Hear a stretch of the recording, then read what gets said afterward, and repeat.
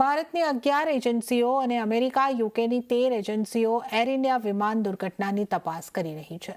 તપાસ ક્યાં સુધી પહોંચી છે? અમારા સંવાદદાતા કેતન જોશી આ વિશે જણાવી રહ્યા છે। Director general of civil aviation દ્વારા તપાસનો ધમધમાટ શરૂ કરી દેવામાં આવ્યો છે।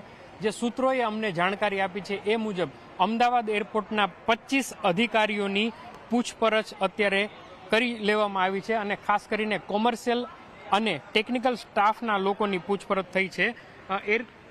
એરક્રાફ્ટ ટેક ઓફ થાય એ પહેલાં જે સર્ટિફિકેટ આપવામાં આવે છે એ સર્ટિફિકેટ કોને ઇસ્યુ કર્યું અને એમાં કઈ કઈ વસ્તુ ધ્યાનમાં રાખવામાં આવી હતી તેનો પણ આમાં ઉલ્લેખ છે। ખાસ કરીને કોકપીટ, વિંગ, ફ્યુલ, એન્જિન અને અન્ય ટેકનિકલ વસ્તુઓ છે એ બરાબર હતી કે કેમ તેની આ તપાસમાં એમને પણ આવરી લેવામાં આવ્યું છે। તો આપણે કહી શકાય કે ડીજીસીએ પ્રાથમિક તપાસ શરૂ કરી દીધી છે। એમની સાથે અન્ય 12 એજન્સીઓ પણ લાગેલી છે, જેમાં અમેરિકા અને બ્રિટનની એજન્સી પણ સામેલ છે।